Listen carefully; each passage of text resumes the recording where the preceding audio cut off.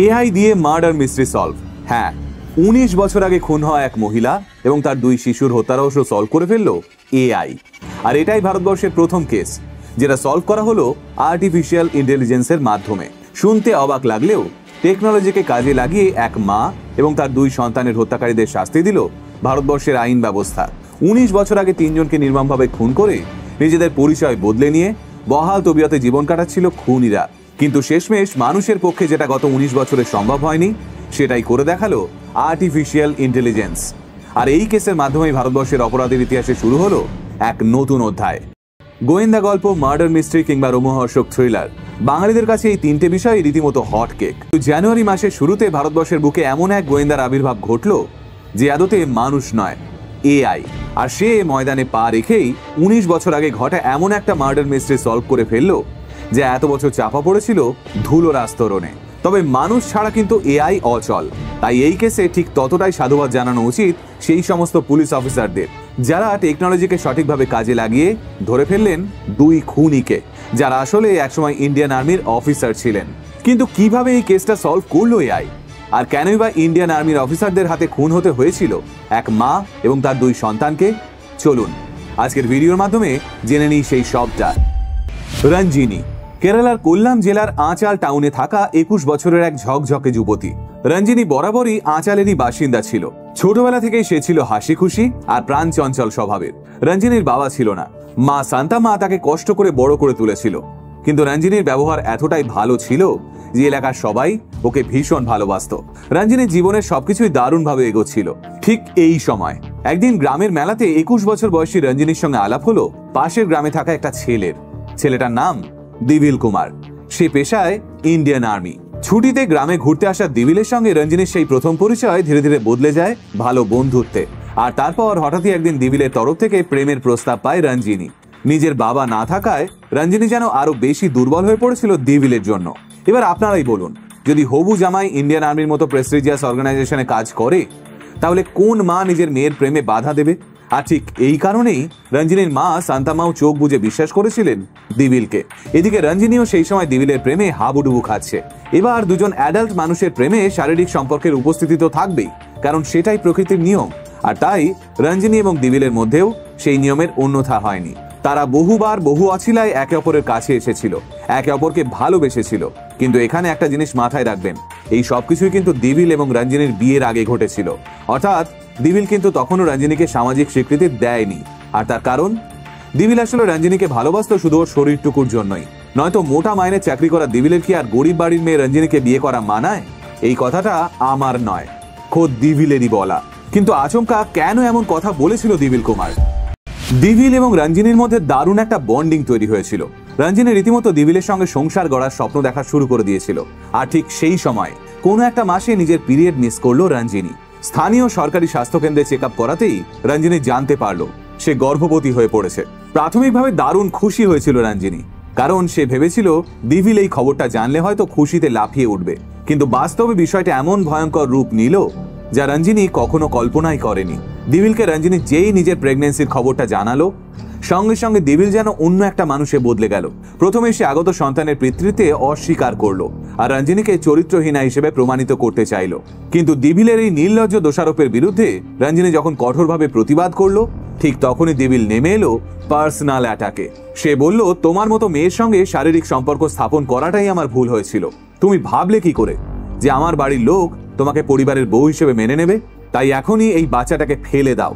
হ্যাঁ, রঞ্জিনীকে অ্যাবর্শনের পথেই ঠেলে দিয়েছিল ইন্ডিয়ান আর্মির দিবিল কুমার। কিন্তু রঞ্জিনীও ছিল ইস্পাত কঠিন মানসিকতার। তাই সে দিবিলকে স্পষ্ট জানিয়ে দিয়েছিল যে নিজেদের আগত সন্তানকে সে পৃথিবীর আলো দেখাবেই। রঞ্জিনীকে কোনোভাবেই দমানো যাচ্ছে না দেখে তারপরের দিনই পাঞ্জাবের পাঠানকোটে নিজের বেস ক্যাম্পে পালিয়ে গেছিল দিবিল কুমার। এবার একটা অবিবাহিতা গর্ভবতী মেয়ে হিসেবে রঞ্জিনীর কি অবস্থা হয়েছিল ভাবুন। যে মানুষটাকে রঞ্জিনী নিজের বাবার শূন্যস্থানে জায়গা দিয়েছিল, সেই মানুষটাই রঞ্জিনীকে ঠেলে দিল গভীর অন্ধকারে। কারণ আমরা সবাই জানি একজন অবিবাহিতা গর্ভবতী মেয়েকে সমাজ ঠিক কি চোখে দেখে। তবে রঞ্জিনী ছিল লড়াকু স্বভাবের, তাই সে সোজা দ্বারস্থ হলো কেরালার রাজ্য মহিলা কমিশনের কাছে। মহিলা কমিশনের সদস্যরা রঞ্জিনীর সমস্ত বক্তব্য শুনে সিদ্ধান্ত নিল যে দিবিলকে তারা ডিএনএ টেস্টের জন্য নোটিশ পাঠাবে, যাতে পাঠানকোটের বেস ক্যাম্প থেকে ফেরা মাত্রই দিবিলের ডিএনএ টেস্টিং এর প্রসেস শুরু হয়ে যায়। কিন্তু এই সবের মাঝে ধীরে ধীরে রঞ্জিনীর মনোবল ভাঙতে শুরু করে। এলাকার যে মানুষগুলো এতদিন রঞ্জিনীকে ভালোবাসতো, তখন তারাই পথে ঘাটে রঞ্জিনীকে দেখলে টোন টিটকিরি দেওয়া শুরু করে। তাই ডেলিভারি ডেট এগিয়ে এলে রঞ্জিনী বাধ্য হয় মাকে নিয়ে কোল্লাম ছেড়ে তিরুবনন্তপুরমে পাড়ি দিতে, কারণ সেখানে গেলে অন্তত তার মেন্টাল প্রেশার খানিকটা হলেও কমবে। কিন্তু রঞ্জিনী জানতো না যে এই তিরুবনন্তপুরমেই অপেক্ষা করে আছে তার জীবনের সবচেয়ে বড় বিপদটা। কিন্তু কি সেই বিপদ, আর কিভাবে বা সেই বিপদের ফাঁদে পা দিয়েছিল রঞ্জিনী? তিরুবনন্তপুরমের হাসপাতালে চেক আপ করাতে যাওয়ার দিন দুয়েকের মাথায় হঠাৎই রঞ্জিনীর সঙ্গে আলাপ হয় অনিল কুমার নামের এক ব্যক্তির সঙ্গে। অনিল রঞ্জিনী আর সান্তামাকে জানায় যে সেও আদতে কোল্লাম জেলারই বাসিন্দা। এই হসপিটালে তার এক মামা ভর্তি রয়েছে। এবার এলাকার বাসিন্দা শুনে রঞ্জিনী এবং ওর মা অনিলের সঙ্গে খুবই কমফোর্টেবলি কথা বলতে শুরু করে। আস্তে আস্তে অনিল এবং রঞ্জিনীর মধ্যে একটা বন্ধুত্ব তৈরি হয়। আসলে সেই সময় একা লড়াই করতে করতে রঞ্জিনী ভীষণ ক্লান্ত হয়ে পড়েছিল। তাই অনিল যখন ওর সাহায্যের হাত বাড়িয়ে দিতে চাইল, রঞ্জিনী আর না করতে পারেনি। আর সান্তামাও যখন দেখলেন অনিল তাদের সঙ্গে বাড়ির ছেলের মতোই ভালো ব্যবহার করছে, উনিও অনিলকে বিশ্বাস করে ফেললেন। একসময় এমন পরিস্থিতি তৈরি হলো যে ডাক্তাররা জানালো রঞ্জিনীকে হয়তো সি সেকশন অর্থাৎ সিজারের মাধ্যমে সন্তানের ডেলিভারি দিতে হবে, কারণ রঞ্জিনীর গর্ভে একটি নয়, দুটি সন্তান রয়েছে। আর এই সি সেকশনের জন্য রঞ্জিনীর বেশ খানিকটা ব্লাডের প্রয়োজন হবে। এই ক্রাইসিসের মুহূর্তেও এগিয়ে এলো অনিল। সে রঞ্জিনীকে জানালো যে তার এবং রঞ্জিনীর ব্লাড গ্রুপ সেম, তাই ব্লাড লাগলে অনিল সেটা দিতে প্রস্তুত। এমন অসহায় পরিস্থিতিতে হঠাৎ করে অনিলের মতো পরোপকারী বন্ধুকে পেয়ে একটু স্বস্তি পেল রঞ্জিনী। আর তাই সে নিজের অতীতের বিষয়ে সবটা উগড়ে দিল অনিলের কাছে। অনিল সবটা শুনে রঞ্জিনীকে বলল, তুমি চিন্তা করো না, ডেলিভারি প্রসেস কমপ্লিট হওয়ার পর তুমি একটু সুস্থ হলেই আমরা একসঙ্গে দিবিলের বিরুদ্ধে লড়াই করব। পাশাপাশি অনিল এটাও বলল, তোমাদের আর আঁচালে ফিরে যেতে হবে না, আমি তোমাদের একটা ঘর দেখে দেব। ডেলিভারির পর তোমরা সেখানেই থেকো, টাকা পয়সা যা লাগবে আমি দেব, কোনো চিন্তা নেই তোমার। বিপদের মুহূর্তে যেন সাক্ষাৎ দেবদূতের মতো অনিলের এন্ট্রি হয়েছিল রঞ্জিনীর জীবনে। তাই অনিলকে একটু একটু ভালো লাগতে শুরু করেছিল রঞ্জিনীর। কিন্তু তখনও রঞ্জিনী ঘুণাক্ষরেও টের পায়নি যে অনিল কুমার আসলে ঠিক কোন উদ্দেশ্য নিয়ে রঞ্জিনীর জীবনে এন্ট্রি নিয়েছিল। আপনারা কি কিছুটা হলেও আন্দাজ করতে পারছেন বিষয়টা? 2006 সালের জানুয়ারি মাস, রঞ্জিনীর কোল আলো করে জন্ম নিল ওর দুই মেয়ে। সেই খুশিতেই দোকান থেকে মিষ্টি নিয়ে এসে সান্তামাকে খাওয়ালো অনিল। আর তারপরেই হাসপাতাল থেকে বাইরে বেরিয়ে সে কল করলো পাঠানকোটের বেস ক্যাম্পে নিজের বহু দিনের পুরনো বন্ধু এবং কলিগ দিবিল কুমারকে। হ্যাঁ, অনিল আসলে দিবিলেরই বন্ধু ছিল। অনিলের আসল নাম রাজেশ কুমার। এই রাজেশও ছিল ইন্ডিয়ান আর্মির একজন সৈনিক। ওর আসল বাড়ি ছিল কান্নুরের শ্রীকান্তপুরমে। বন্ধু দিবিলকে বাজেভাবে ফেঁসে যেতে দেখে রাজেশ সিদ্ধান্ত নেয় যে সে অনিল কুমার সেজে রঞ্জিনীর সঙ্গে বন্ধুত্ব পাতাবে। আর তারপর রঞ্জিনী সন্তান প্রসব করে হাসপাতাল থেকে বাড়ি ফিরলেই ওর খেল খতম করে দেবে। আর ঠিক সেই জন্যই অনিল ওরফে রাজেশ রঞ্জিনীকে নিজের গ্রামে ফিরতে না দিয়ে সম্পূর্ণ অন্য একটা ঠিকানায় বাড়ি ভাড়া করে নিয়ে আসে। আর তারপর আসে সেই ভয়ঙ্কর দিন, 2006 সালের 10ই ফেব্রুয়ারি। সেদিন সকালবেলা অনিল গিয়ে পৌঁছয় রঞ্জিনীদের ভাড়া বাড়িতে। আর সান্তামাকে সে বলে, আপনি এখনই বাচ্চাদের ডিসচার্জ সার্টিফিকেট নিয়ে লোকাল পঞ্চায়েত অফিসে যান, ওখানে আমি কথা বলে রেখেছি, আপনি কাগজ জমা দিলেই ওদের বার্থ সার্টিফিকেটটা রেডি হয়ে যাবে।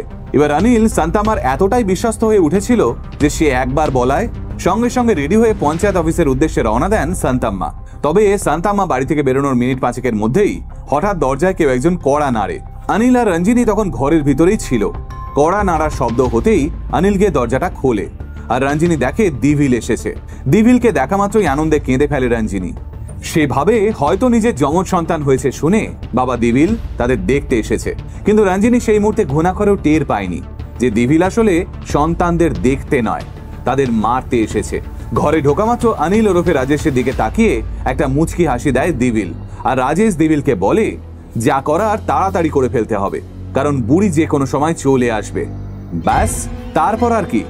রঞ্জিনী সহ 2 ফুটফুটে নিষ্পাপ মেয়ের গলাতে খুর চালিয়ে দেয় দিবিল এবং রাজেশ মিলে। বাড়ি ফিরে সান্তাম্মা দেখেন নিজের মেয়ে এবং 2 নাতনি রক্তে ভেজা বিছানায় নিথর হয়ে পড়ে রয়েছে। একসঙ্গে 3 জন মানুষ খুন, তার মধ্যে আবার 2 জন সদ্যজাত। ফলে দাবানলের মতো খবর ছড়িয়ে পড়ে গোটা এলাকায়। পুলিশ আসে, তদন্ত শুরু হয়। রঞ্জিনীদের বাড়ির বাইরে একটা মোটরসাইকেল পাওয়া যায়, যা রেজিস্ট্রেশন নাম্বার চেক করতেই দেখা যায় সেটা পাঠানকোট আর্মি বেসের রাজেশ নামের কোনো সৈনিকের নামে রেজিস্টার করা। সঙ্গে সঙ্গে সান্তাম্মা বুঝতে পারেন সবটা। তিনি দিবিলের বিষয়টাও পুলিশের কাছে জানান। পুলিশের তরফ থেকে রাজেশ এবং দিবিলের নামে লুক আউট নোটিশ জারি করা হয়। কিন্তু ততক্ষণে পাখি ফুরুত। চাকরি বাকরি ছেড়ে দিয়ে রাজেশ এবং দিভিল এমনভাবে গা ঢাকা দিল যে বছরের পর বছর ধরে চেষ্টা করেও পুলিশ তাদের কোনো কুল কিনারা পেল না। ফলে 2010 সাল নাগাদ রঞ্জিনী এবং তার 2 সন্তানের মার্ডার কেসটাও চলে গেল কোল্ড কেসের তালিকায়। কিন্তু কথায় আছে না, পাপ কখনো বাপ কেউ ছাড়ে না। এক্ষেত্রে সেই কথাটা সত্যি হতে সময় লাগলো 19টা বছর। শেষ অবধি এআই এর দৌলতে ধরা পড়ল রাজেশ এবং দিভিল দুজনে। কিন্তু কিভাবে? সাল 2023 কেরালা পুলিশের এডিজিপি পদে আসীন হলেন অফিসার মনোজ আব্রাহাম। এই মনোজ আব্রাহামের নেশা ছিল নতুন কেস সলভ করার পাশাপাশি বিভিন্ন পুরনো কেস নিয়েও নাড়াচাড়া করা। সেইভাবেই 2024 সালের অগাস্ট মাসে রঞ্জিনী মার্ডার কেসের ফাইলটা মনোজ আব্রাহামের হাতে এসে পড়ে। কেসটা নিয়ে পড়াশোনা করতে করতেই খুনের ব্রুটালিটি মনোজ স্যারকে চমকে দেয়। মা সহ 17 দিনে 2 সদ্যজাত শিশুকে গলার নলি কেটে খুন করে দেওয়া খুনিদের আজ অব্দি ধরা যায়নি। এই একটা জিনিসই কাঁটার মতো বিঁধতে থাকে মনোজ আব্রাহামের মনে। তাই তিনি কেস ফাইল ঘেঁটে দিভিল এবং রাজেশের সেই সময়কার 2 ছবি বের করেন। আর তারপর নিজের টেকনোলজি টিমকে সেই ছবি দুটো দিয়ে মিস্টার আব্রাহাম বলেন, এআই এর সাহায্য নাও। এই দুজনকে 19 বছর পর, অর্থাৎ এখন কেমন দেখতে হতে পারে সেই ছবিটা তৈরি করো। কেরালা পুলিশের টেকনোলজিক্যাল ডিপার্টমেন্ট দিন 15 সময় চেয়ে নেন অফিসার আব্রাহামের কাছে। আর তারপর ঘন্টার পর ঘন্টা ধরে আর্টিফিশিয়াল ইন্টেলিজেন্সের মাধ্যমে দিভিল এবং রাজেশের সেই কম বয়সী ছবি দুটোকে 40 মানুষের মুখে বদলে ফেলেন অফিসারেরা। দিন 15 বাদে ছবি দুটো হাতে পেয়েই চোখটা চকচক করে ওঠে অফিসার আব্রাহামের। এবার তিনি নিজের টেকনোলজি টিমকে আর একটা নির্দেশ দেন, আর্টিফিশিয়াল ইন্টেলিজেন্সের মাধ্যমে সমস্ত সোশ্যাল মিডিয়া যেমন ফেসবুক, ইনস্টাগ্রাম, টুইটার, ইউটিউব এমনকি স্ন্যাপচ্যাটেও ডিপ স্ক্যানিং করার। টানা 4 মাস ধরে বিভিন্ন সোশ্যাল মিডিয়ায় উপস্থিত থাকা সমস্ত ছবিকে ধরে ধরে ডিপ স্ক্যানিং চালায় কেরালা পুলিশ। হ্যাঁ, এই সময়টাই হয়তো আমার আপনার সোশ্যাল মিডিয়া ছবিতেও চোখ বুলিয়েছিল কেরালা পুলিশ। আর্টিফিশিয়াল ইন্টেলিজেন্সের এই ডিপ স্ক্যানিং করতে করতে দিভিল এবং রাজেশের ছবির সঙ্গে কোনো ছবি হয়তো 20% মিলতো, কোনোটা বা 30%। কিন্তু একদিন আচমকা একটা ছবির সঙ্গে রাজেশের ওই ছবিটা 90% ম্যাচ করে যায়। পুলিশ দেখে ওটা পুদুচেরির একটা মেয়ের বিয়ের ছবি, যেখানে সে একটা গ্রুপ ফটো তুলে ইনস্টাগ্রামে আপলোড করেছে। সেই ছবির একটা মুখের সঙ্গে 90% ম্যাচ করে যায় এআই দিয়ে তৈরি রাজেশের এখনকার মুখ। ব্যাস, অফিসার আব্রাহাম সঙ্গে সঙ্গে যোগাযোগ করেন সিবিআই এর সঙ্গে। আর সিবিআই এর তরফে যোগাযোগ করা হয় পুদুচেরি পুলিশের সঙ্গে। এবার সিবিআই কোনো কেস নিয়ে মুভ করছে মানে সেটা যথেষ্ট সিরিয়াস কেস। তাই পুদুচেরির পুলিশ সঙ্গে সঙ্গে ওই মেয়েটির সঙ্গে যোগাযোগ করে এবং জানতে পারে ছবিতে থাকা ওই ভদ্রলোক আসলে মেয়েটির মেশো, যার নাম প্রবীণ কুমার। মেয়েটির থেকে প্রবীণ কুমারের বাড়ির অ্যাড্রেস নিয়ে সরাসরি সেখানে হানা দেয় পুলিশ। গ্রেপ্তার করা হয় প্রবীণ কুমারকে। আর পুলিশের 3rd ডিগ্রি জেরার মুখে প্রবীণ কুমার স্বীকার করে যে সেই আদতের রাজেশ। এবার রাজেশকে কাস্টাডিতে নেওয়ার পর দিভিলকে খুঁজে পেতে বেশি বেগ পেতে হয় না পুলিশকে, কারণ বর্তমানে রাজেশ এবং দিভিল দুজনেই বিজনেস পার্টনার। ওরা একসঙ্গে একটা ইন্টেরিয়র ডেকোরেশনের বিজনেস চালাতো। রাজেশ পুলিশকে জানায় দিভিলের নতুন নাম এখন বিষ্ণু। এবার বিষ্ণু ওরফে দিভিলকে গ্রেপ্তার করার পর সেও খুনের কথা স্বীকার করে নেয়। পুলিশ জানতে পারে দিভিল এবং রাজেশ দুজনেই বিয়ে করেছে, তাদের বউয়েরা স্কুলের শিক্ষিকা এবং দুজনেই দুজনের খুব কাছের বান্ধবী। নিজেদের বরের এমন ভয়ঙ্কর অতীতের কথা শুনে তারা দুজনেই আপাতত ট্রমায় রয়েছে। এআই আশীর্বাদ না অভিশাপ সেটা ভবিষ্যৎ বলবে। আজকাল সোশ্যাল মিডিয়া খুললে এআই দিয়ে বানানো বিভিন্ন আপত্তিজনক ছবি আমাদের গা ঘিন ঘিন করিয়ে দেয়। কিন্তু সেই এআই কে কাজে লাগিয়ে কেরালা পুলিশ যেভাবে 19 বছর পর এক অসহায় মা এবং তার সদ্যজাত সন্তানদের জাস্টিস পাইয়ে দিল, সেটার জন্য হ্যাটস অফ।